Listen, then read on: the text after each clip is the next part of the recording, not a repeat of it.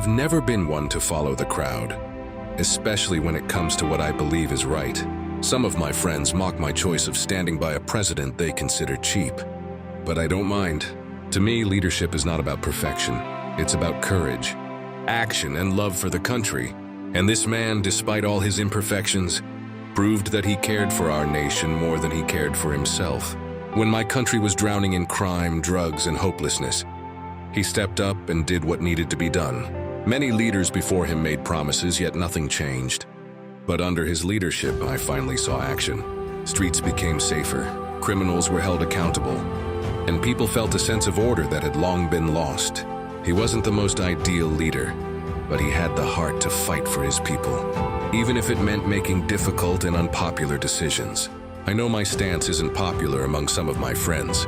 They say my choice is cheap, that I am blind to his flaws, but I don't live for their approval. I admire this man because he had the courage to stand up for our nation when others were too afraid or too comfortable to do so. He risked everything not for power, not for wealth, but for the lives of his fellow men. That, to me, is the mark of a true leader. People can say what they want, but I will not be ashamed of supporting someone who genuinely loved my country.